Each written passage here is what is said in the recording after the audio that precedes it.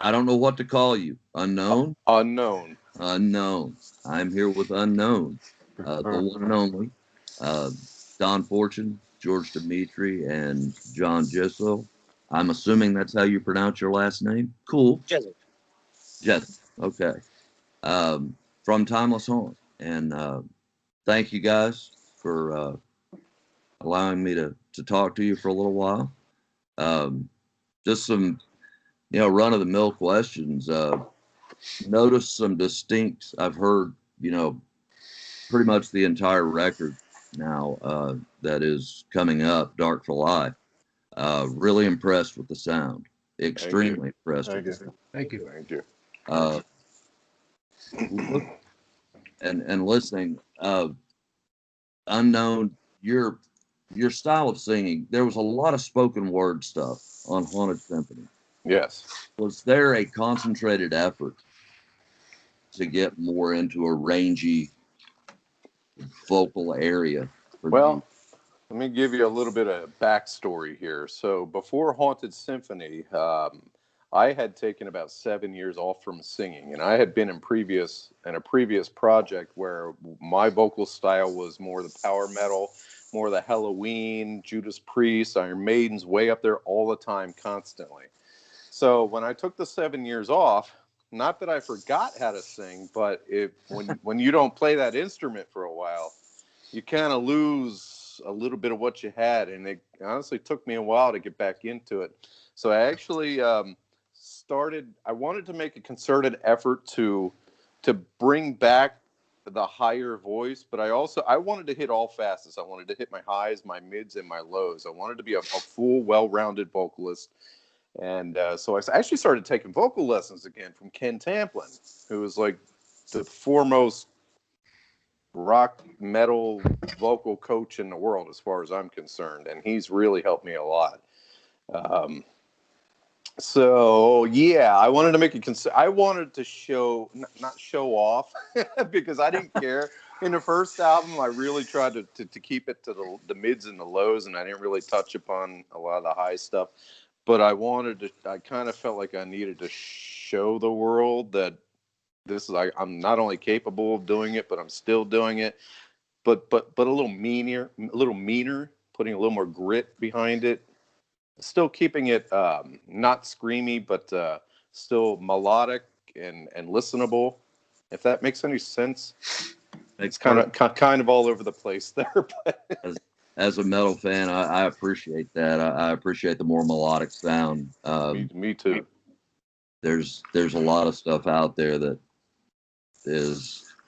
really is truly unlistenable. I just can't get past the growly. Yeah, and it sucks because a lot of the music's really good, and then the guy starts on, or the girl, or whatever, and I'm just like Cookie Monster. I'm done. Can't do it. Yeah, that it just turns me away from it. I don't like Cookie Monster stuff sometimes, depending on the band, but before it sounded as auto-tuned as it does now. It almost all sounds exactly the same. Everybody has with the top of it, you have them both together, and it's not organic anymore. Exactly. It's so processed, it just loses its feel to it. Yeah. Yeah. That describes it almost perfectly. Going into that area, what kind of influences do you guys carry? I hear so much in your music, and it is so much kind of curious about that. I think even how about we all go around and say our influences? That would one by one. That would be fantastic. Go ahead, Don. You're up at my left corner. I'm up the left. Okay. So being the keyboard player, right? You come to the table with some other different influences, and some are metal, and some are just classic rock, Zeppelin, Deep Purple, progressive stuff. But definitely, since I've been playing with these guys, I've been trying to focus on more of metal bands. I mean, obviously a big Dream Theater fan, but I've discovered Opeth in the last 2 years that I never really knew about. From there, I went into Porcupine Tree. a little bit different, but and there's a whole. I'm finding out there's a whole legion of bands that have keyboard players, whether it be power metal or whether it be some of the older traditional proggy metal. So I mean, all that stuff is kind of an influence. Um, and so, with keyboards and a metal band, you don't want to sound like 80s pop keyboards. You want to try to have the sound there, and you want to hear them, but you don't want them to kind of be take away from the heaviness or the metal. So any kind of keyboards that are able to do that, and all those bands I talked about, I think they do a great job. That's something that influenced me for sure. You know, Okay. Okay. plus the Johnny? Beatles, then the Beatles, of course. Of course, the Beatles Johnny? or All right. John.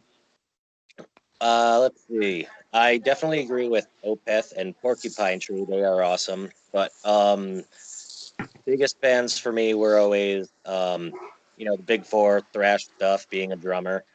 Gene Hoglan, Death, it, amazing. A lot of the stuff with Iced Earth, the double bass patterns are amazing. Like they followed the guitar with the very tight, like that kind of shit. It's very complicated to do, and I really love that. I listen to some extreme death metal, but I don't try to play that much anymore. I don't care. It's so fake sounding now. Everything's just so quantized to death. Bass drum sounds like typewriters. So, there's that, and two huge ones: Symphony X and Dream Theater. More Symphony X, they're great. And my biggest drumming influence is actually Carl Palmer from Emerson, Lake and Palmer. He's just ridiculous. Yeah, Carl was definitely a month. I did not know that, John. Learn something new every day. That's why I have that brain cell surgery cover on my one. Your jacket. Cool. George? Me. My bass playing influences when I started, probably the typical Steve Harris. I'm from Iron Maiden, Billy Sheehan. There are some other bass players outside of the metal world, Michael Manring, John Patitucci, Marcus Miller, people like that I got into. From a music perspective, I'm more of the 80s hair metal is what I come from. That's what I started playing when I first started, playing in bands and stuff. So that was kind of more my biggest influence from a melodic standpoint. And you'll notice with everybody's influences that you're hearing, we all have metal influences, but we all come from different facets of heavy metal, which I think is why our songs sound the way they do. Because there's such a combination of all these different aspects of metal that it's almost hard to categorize, what we are. You can say, oh, I hear a little bit of this and I hear a little bit of that. And it's like, well, yeah, it's because of all our different, influences and origins. Yeah, like I said, I hear from here to here, and Yeah. well, it's obvious that there's a lot of influence there. Unknown guy. I'll just make it short and sweet. I'm a big Rob Halford fan. I loved Midnight from Crimson Glory. The Maidens and the Michael Kiskas and Halloween and all that power metal stuff. I was heavily influenced by that. And, I like Mandy Lion from World War III. I don't know if you remember him. That's about it. And I still like Typo Negative, too. So I like all spectrums of the vocal range. And King Diamond and, and you'll hear all that in my voice, I think. I try to get it all in there. I hear a little bit of Tate in there. Oh yeah, I'm a big earlier Tate fan. Early, yeah. That's it's kind of obvious there. Yeah. The writing process with being as varied as you guys, coming from so many different places. How does the writing process go for you guys? Slowly and painfully. Honestly, I'm not kidding. It's frustrating because we come from so many different backgrounds. I'm not kidding you. This guy, our guitar player isn't here with us today, but he's heavily influenced by 80s, what I call cock rock. And shredders. And he the likes his shredders. shredders too. Absolutely Yeah. hear it. Yeah. So I'm trying to keep the aggression. Johnny's trying to keep it even more aggressive. And then you got Try not George. to be bored. And I'm Right. writing in So one, we're four, all fives. we're keeping everybody gets kept in check, and I don't think anybody likes to be kept in check, but it's for the betterment of the whole, if you know what I mean. Right. So it's very slow. It's very. I'm not kidding you. And I told somebody this before. And I'm sorry, guys. I don't mean to take all the the space here. But when we write, we literally take just about every single note and we say, well, does this make sense here? Does that make sense? And that's why it takes so long for us to write. Not that the songs are overly complicated. They're not. But they're so well written and tastefully written. And for us to get to a spot where everybody's happy with it, it's frustrating, but it's very rewarding too. Yeah, they're written with purpose. Yeah, Yes. and one thing which was interesting, I think, with obviously with COVID, we spent a lot of time Like socially this. distancing from each other, and in a lot of these songs, we were recording on our own devices, sending it back and forth, building on, working on it. And it's funny that a lot of songs develop that way, but there's one song, "Pain," which is on our album, which is really it was one of these rare times where we're all in the same room together, and we basically sat and wrote, the basics of that song in our one sit down. So it was like this in-person session, which was rare, right? With this like COVID forced, you know, individual, Frankensteining songs together, or at least ideas, until we started to build some of these songs, right? Mm-hmm. That song's absolutely fucking beautiful, too. Well, thank you. Just And it's funny Like when we out wrote that because everybody was so concerned about keeping it. Well, my idea for it was I said just keep it simple, keep it the same thing all the way through. I said let the vocals shine, and then throw some keyboards in for a little Texture there. atmosphere and texture. And I said just keep it going. And I think they all looked at me like I was nuts, but I think it worked. it Good. definitely worked for me. Yeah. You didn't Yes, it want you didn't want drums in it at all, and then I decided to use whip out the old jazz brushes and just switch. did. But it worked. It worked for the ambiance of the song. It did. I wanted it to be a very painful because the song it's going to mean something different to everybody. But when I wrote the song lyrically, it was my mom had just passed away, and I was feeling a lot of emotion, and I needed to get it out. And I think that's what I wrote. That's what came out of it. It's very effective. And on the opposite side of that, I don't mean to get ahead of myself here, but the song "Dark for Life" was written about my father, who had also passed away the last 2 years. So I have the yin and the yang there. Okay. I was actually going to ask about Dark for Life as well. Those two songs kind of happen one on top of the other. Of course, Dark for Life has a little heavier feel to it there toward the midsection of the song. Yeah. But, those songs, other than maybe Sands of Agony off Haunted Symphony, and I got to ask, just as from a lyricist standpoint, where the fuck does the lyric, my epitaph was written long before I ever, what mindset do you have to be in? You don't want to go down that rabbit hole. It's an ugly place. He's an existential nihilist.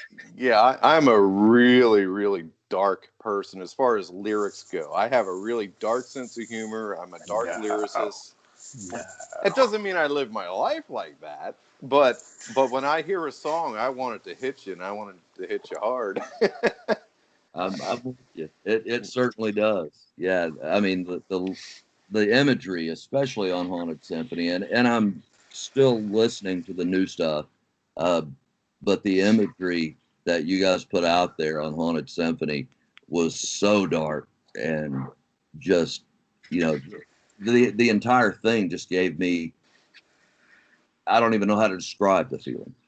Wow, It's like thank you. melodic dark. It's a Exactly. melodic dark. I mean, extremely effective, and I dig music that can grab me that way, and it's very much appreciated. I Well, want thank to you. throw something on the dark thing. Like, nobody questions the mental state of a person who writes an award-winning horror movie that's like beyond gory and disgusting, right? Nobody questions that guy. Why do they question musicians that do? It's the Well, same thing. It's just that's a good point. I would like to sit down with Clive Barker and ask him what the fuck makes sense. But unfortunately, I haven't had that opportunity yet. Let me know when you do, because I love that guy. Oh yeah, he's Maybe incredible. we'll get him to use one of our songs in a movie. Yeah. That'd be cool. I just went back and just completely off topic here, but went back here recently and watched director's cut of Nightbreed, and the feel of that movie in a director's cut format. I don't know if you guys are familiar with it or not. Never saw it. It's a completely different feel. If you ever have opportunity, that's the one to look for. Don, in the writing process, the texturing that you offer, do you work directly with Tommy on this stuff? It just feels like you guys have worked together forever. No, I mean, I wish I could have. When I was done with the CD, and I listened to it again, I hear all these opportunities that I felt I missed, especially with Tommy's guitar playing, and his solos, and I would have loved to like almost layer on top of his solos. But with that said, I mean, Tommy's just his guitar playing is just easy to build off of, and I think he does the same with the keys. So we certainly complement each other. And then add George to the mix with some bottom. It becomes a nice, a solid kind of trilogy, and then throw John in there, of course. And then while we're at it, then we got to throw in Unknown, because what would we be with that? But no, I mean, Tommy, he's an easy guy for me to write songs and come up with ideas with, because sometimes what he puts down is really a great springboard. Yeah, He's a very tasteful songwriter. he is. Yeah. His guitar work is so fluid. Yeah. I can't imagine working with somebody that is that fluid. I'm a guitarist myself, and I use the term in this company, and speaking of Tommy, very loosely. So I have a real appreciation for his work. George and John, do you guys work together fairly tightly away from everyone? I know you guys are rock solid, of course, holding down the bottom end.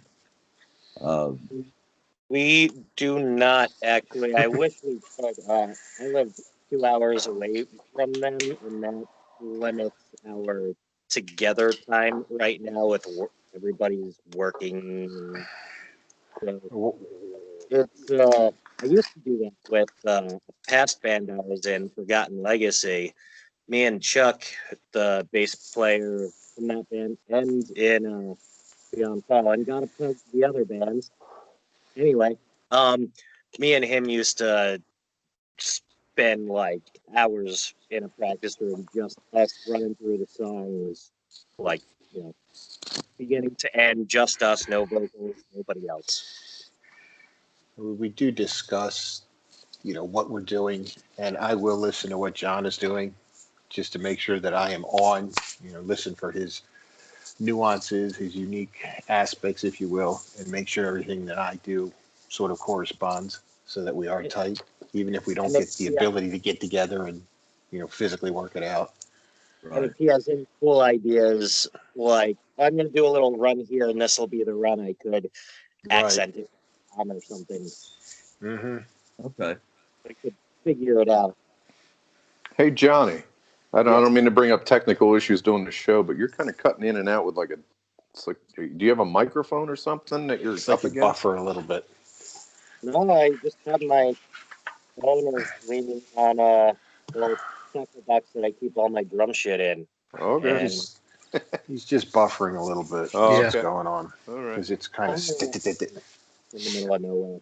If Well, I'm here with this, I'm there are times you were cutting out. I couldn't hear you. So, um, as far as an independent band is concerned, the sound that you guys get out of a recording studio is phenomenal. Um, I know there's a studio that you guys have used, and I think you used the same for both releases, right? Yes, we did. So you've got a great, very, very professional sound, and that's something that you don't hear often. What kind of equipment are you using? Oh, he's using Pro Tools 10 and is the recording software, but oh my God, it's all kinds. I don't even know what else he has. It's a professional studio. Yeah. It really is. Pictures of the drums all mic'd up and stuff. Mr. Singer guy, whose name will not be known. What's that?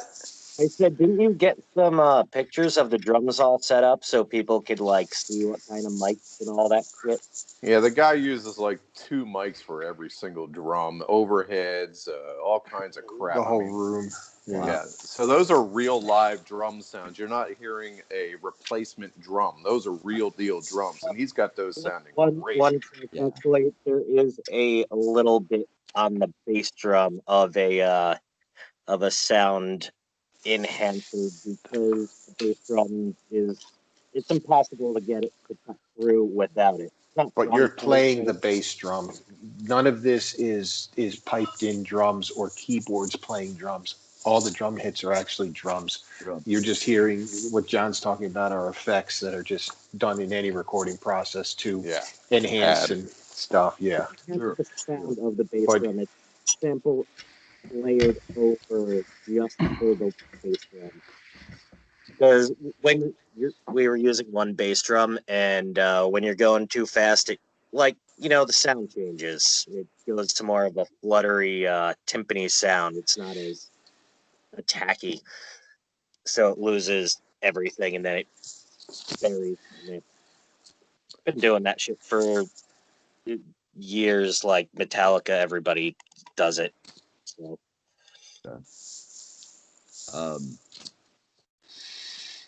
As far as the new record's concerned, when's the release date? Have we got a solid release date yet? Well, Storm Spell has it in their hands. The artwork, everything's done for it. It should have been done last year, but we had a unexpected incident with Johnny. He fell and broke his ankle, and it required surgery, so he was out for a while. Then COVID hit right after that when we were getting ready to do it again, and that set us back another how many months. So anyway, they have it. It's all ready to go. They need to print it, send it out. We're hoping March 1st. Do not quote me on that, but it's going to be somewhere around March 1st. Somewhere real close. Yes. Okay. Tentative March 1st. But it's in Storm Spell's hands. It's up, whatever they do for is theirs. Woo. Okay. Yeah. Well, at least there's light at the end of the tunnel. Yeah. Absolutely. And then a big tunnel, too. Yeah. It's a long tunnel. There's also that legal thing we have to figure out with the cover song. Oh, the mechanical license. Storesville's taking care of it on the physical aspect, and as soon as they have their thing done, I can take care of it on the digital aspect. Whose idea was that?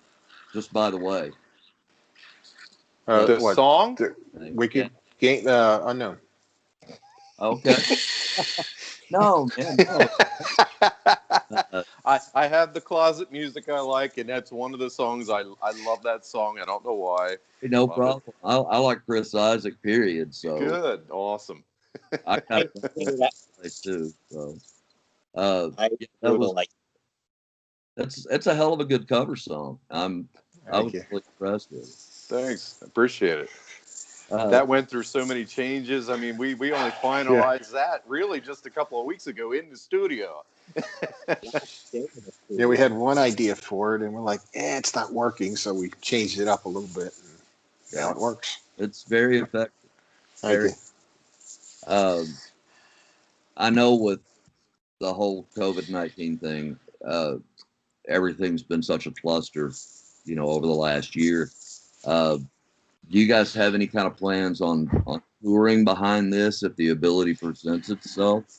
Absolutely. Good deal. Yeah, we're maybe Don wants to take this. Don, you want to take it? Well, I mean, well, I caught you on the spot. yeah, right. I wish that things Pappy look. was in the middle of taking a nap here, so Yeah, right. Locally, He's had a there's not a lot of birthday. opportunities, right? And 2021, not sure of what's going to happen this summer, right? I mean, at this point, I think it's almost like getting ready and preparation for when the doors finally open up, because they don't seem like they're going to open up in the next 3 months, and maybe not in the 5 months. So, I mean, Joel, George, you can go off and talk about other ideas and other areas that we are hoping to focus on, or any of you guys. I mean, again, nothing. Latterled it. Yeah, we don't have anything nailed down. Right. We are obviously going to promote the album along with Storm Spell, get it out there, do more of these podcast interviews and whatnot. And We're working on merchandise, so we can. Nice.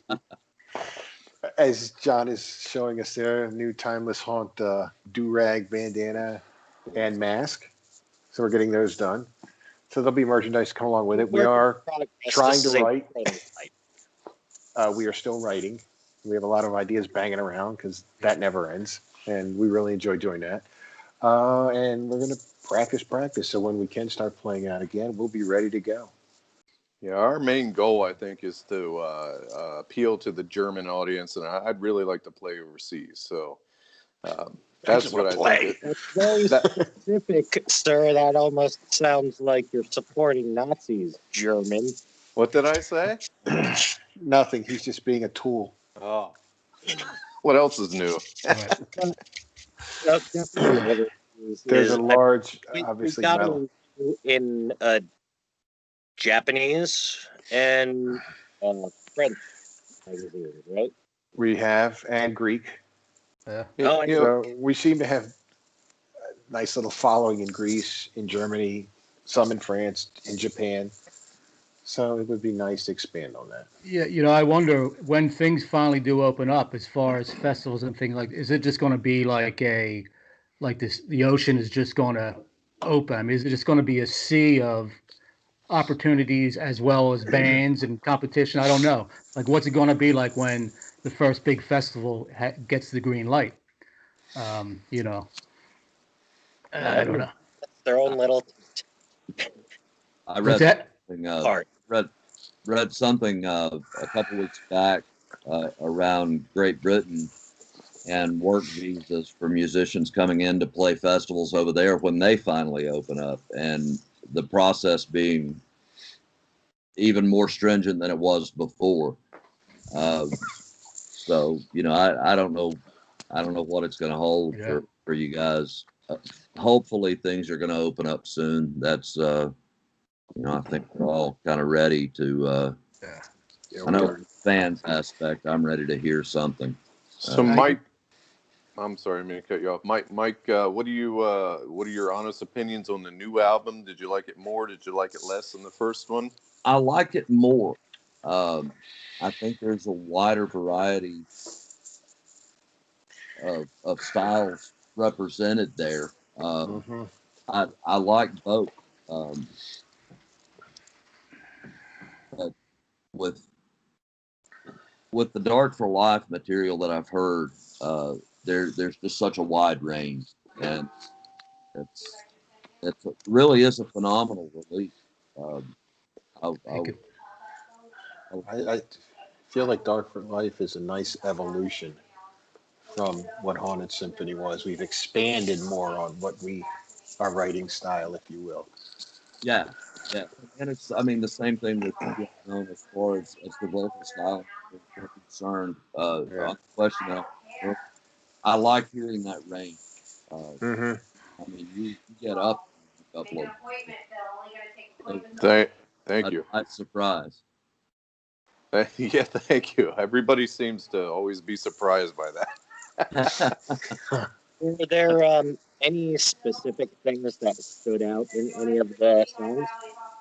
Pain is just absolutely phenomenal. Uh, that song, I gravitate towards stuff like that anyway.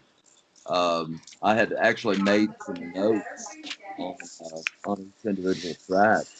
The cover song, "Wicked Game," was awesome. Uh, I love the whole feel of it. Um, there was the solo that Tommy pulls off in that Mm-hmm. is amazing. In Wicked Game. Yeah, Yeah. Oh, Uh, and you have the little solo where the midgets are dancing around Stonehenge. For some reason, that just appears in the song. oh That's pain you're thinking about. That's what I said, in pain. Oh, Yeah. okay. Well, it's hard to understand you. You sound Yeah. muffled. I dropped you there too. Sorry about that, John. Don't apologize. Yeah. Dark for Life, the multi-level on Dark for Life, that has a just a great feel all the way through. It works Cool. just in general. Well, I appreciate it, man. Really, Yeah. thank you. You don't have to give us compliments if they're not warranted. I told you that before, but they seem genuine, so thank you very much. I appreciate it. We've been around each other on social media enough. I'm not going to bullshit you. Yeah, no, I know you won't. I do appreciate that, really. I'll We tell you. welcome constructive criticism. You can tell us shit that you think we did not do right, or Yeah. point out little spots that are like, no, it's not as good as I. When you're a reviewer, that's what you do. Right. There are songs that I like better than others, but I can't point a finger at anything you guys put out on this and say, that's really bad. Uh, Cool. so and wouldn't dream of it. But Mission accomplished. there you Yes. go. There you go. Guys, I really hope that we can get you guys, on the road. If you feel like coming to the Southeast, definitely come to Knoxville. I'd love to check you out. Okay. Yeah. Yeah. All right. There's definitely an audience down here for it. So, Nice little weekend trip. but For sure. we're Road not trip. we're not all listening to Garth Brooks and Hank Williams Jr. But I don't want to hold y'all up. I appreciate you taking some time and talking with me. Um, Thank you for having us. go ahead and wrap this up. And if there's anything at all, that